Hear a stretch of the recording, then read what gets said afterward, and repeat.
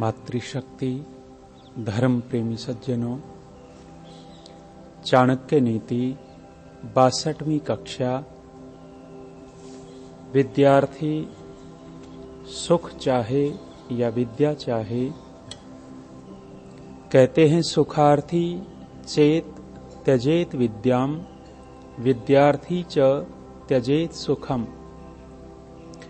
सुखार्थीनः कुतो विद्या, कुतो विद्यार्थीनः सुखम। कहा है कि यदि सुख चाहिए किसी को तो वो विद्या को छोड़ देवे। तात्कालिक सुख, सोने का सुख, सुबह सुबह 4 बजे घंटी बजी और सोने का सुख लेना चाहता है तो कह रहे हैं कि विद्या को छोड़ देवे, घर चले जाएं, अपने सोते रहो। सुखार्थी चेत त्यजेत विद्याम, विद्यार्थी च त्यजेत सुखम। और यदि विद्या चाहिए तो सुख को छोड़ देवे। दोनों चीजों का इस प्रकार से मेल नहीं हो सकता जैसे अंधेरे और प्रकाश का मेल नहीं हो सकता।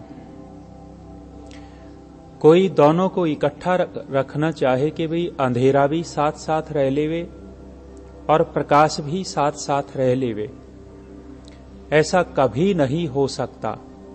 प्रकाश होगा तो अंधेरा नहीं होगा, और जब प्रकाश नहीं है तो अंधेरा रहेगा।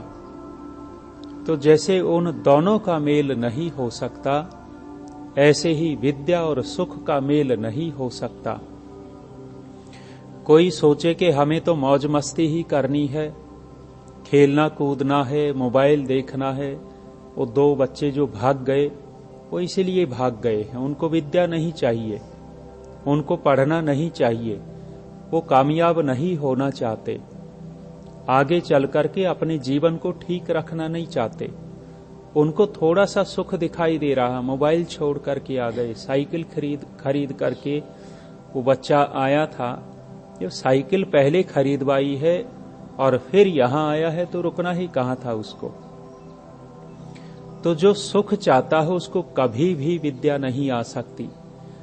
आचार्य चाणक्य यही बात कहते हैं कि विद्या को छोड़ देवे। ऐसा जहां गुरुकुल होते हैं, गुरुकुलों में या जहां कहीं हॉस्टल वाले स्कूल हैं, अनेक सारे स्कूल चल रहे हैं, नवोदय आदि विद्यालय भी चलते हैं, वहां बच्चे स्थायी रूप से रहते हैं।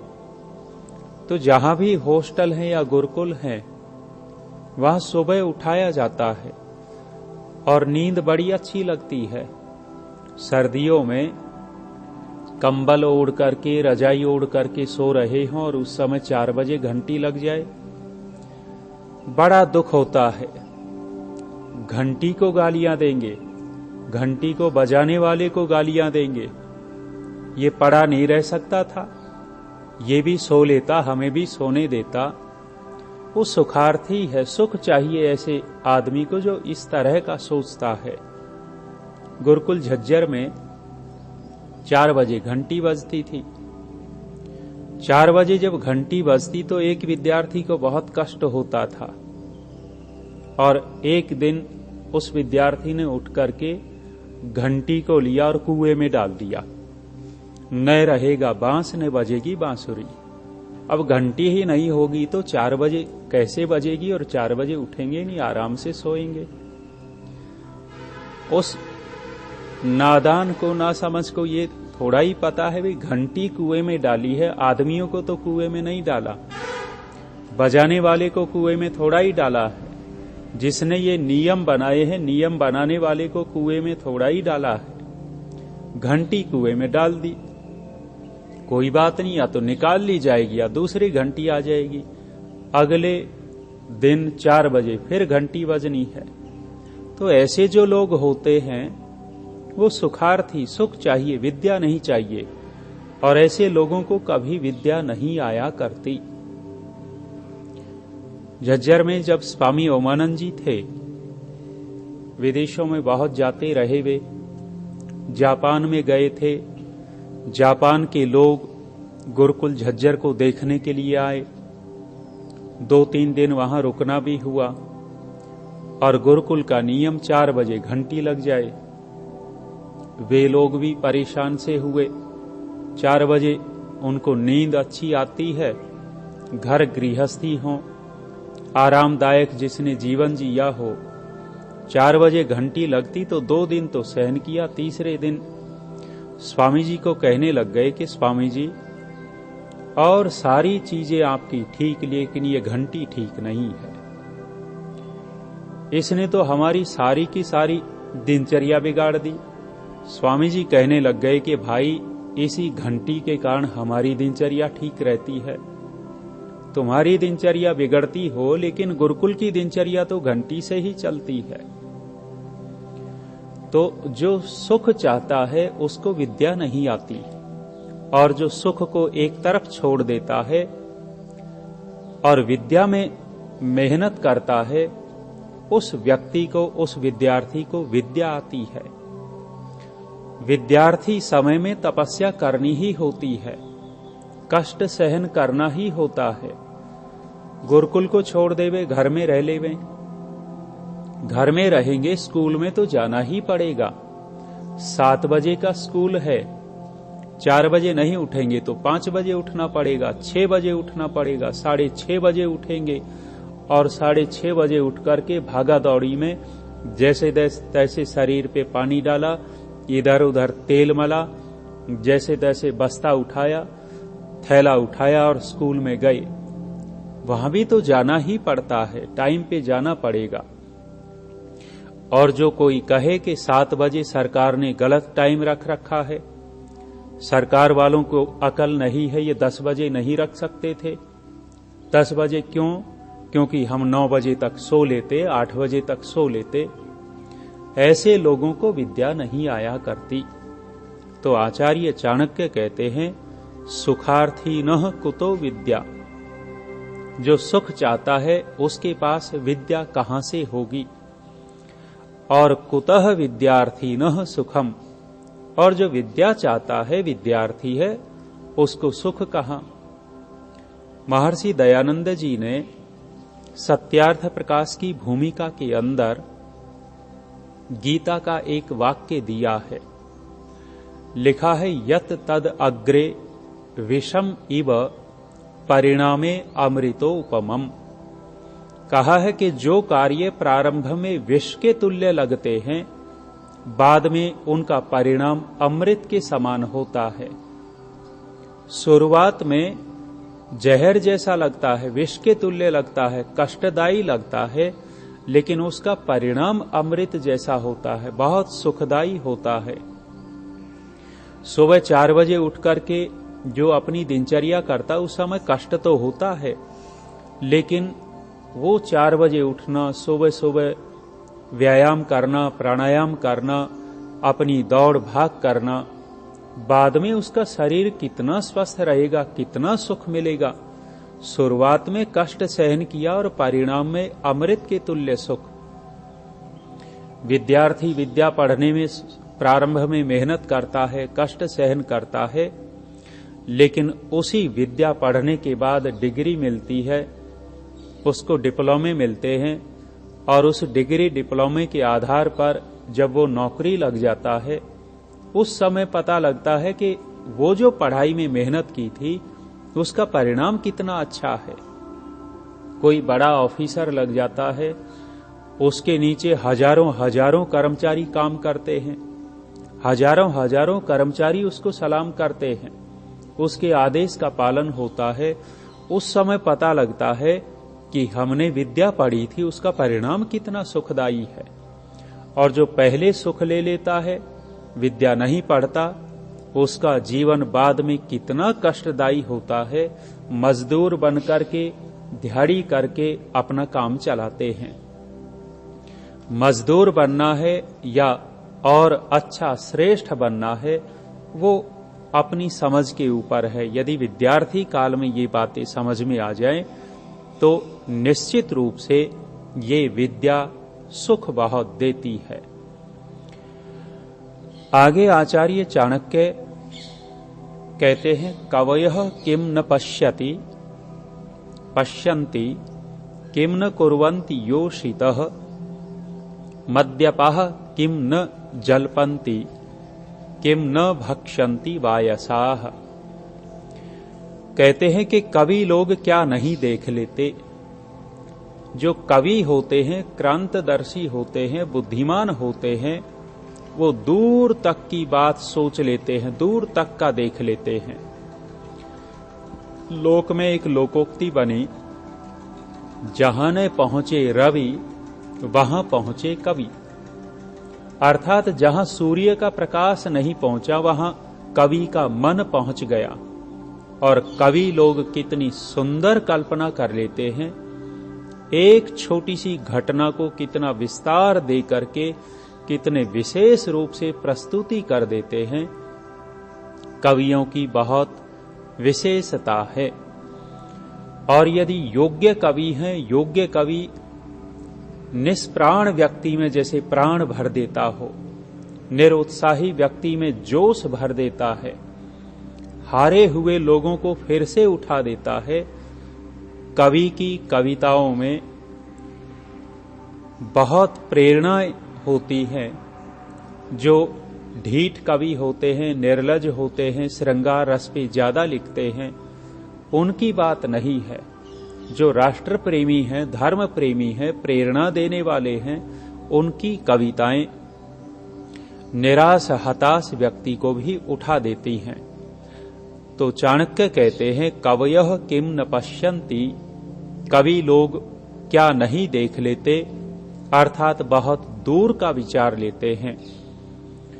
किम न कुर्वन्ति योषितः, कहा कि और स्त्रियां क्या नहीं कर सकती, स्त्रियां क्या क्या नहीं कर सकती।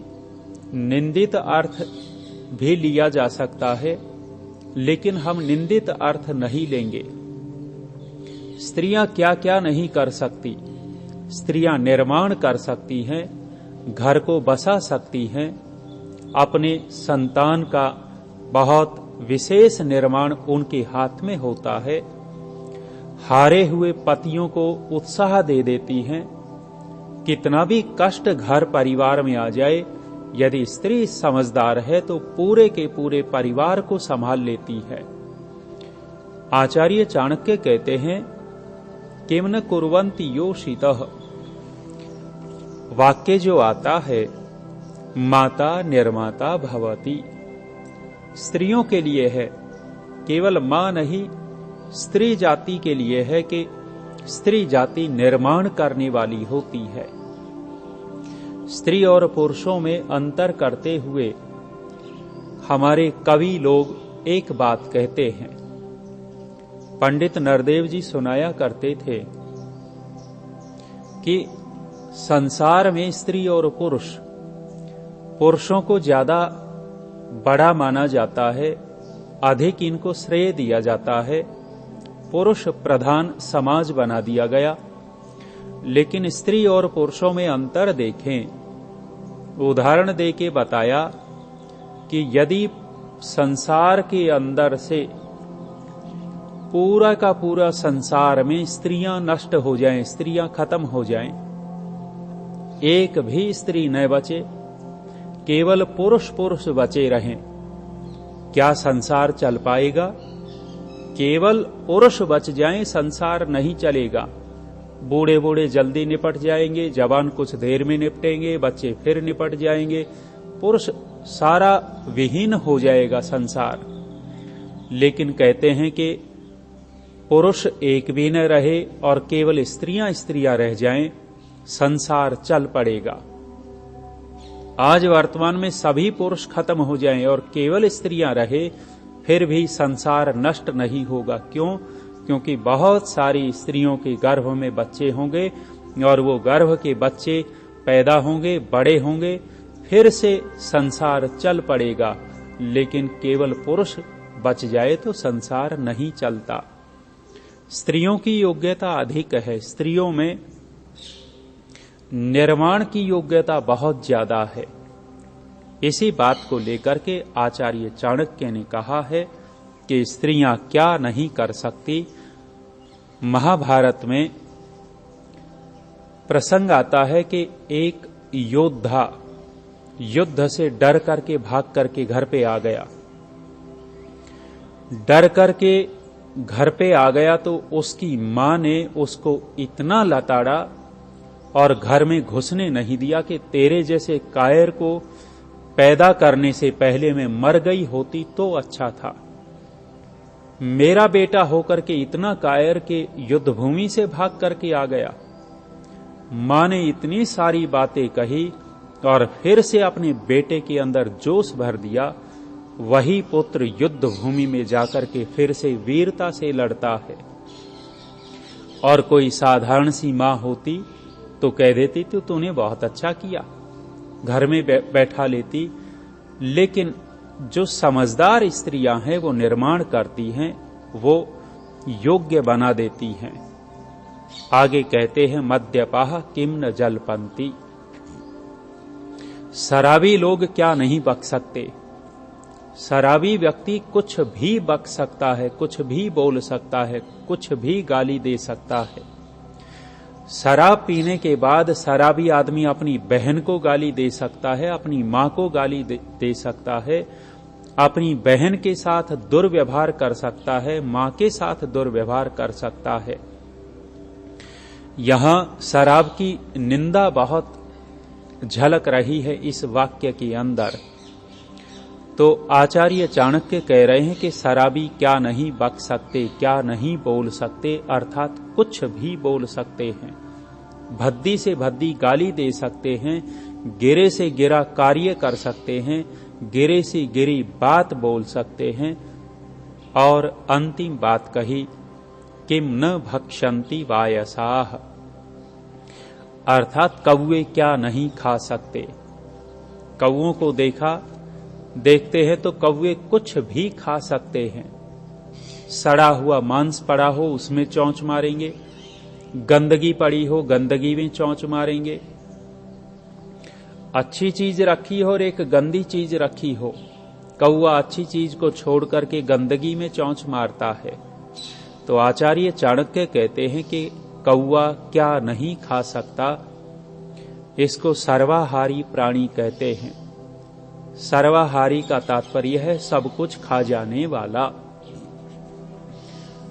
जैसे तोता पक्षी है, तोता सब कुछ नहीं खाता, इसको फल पसंद हैं। ये फल खाता है या कुछ और पत्ते वत्ते खाता होगा, लेकिन कौवा सब कुछ खा जाता है।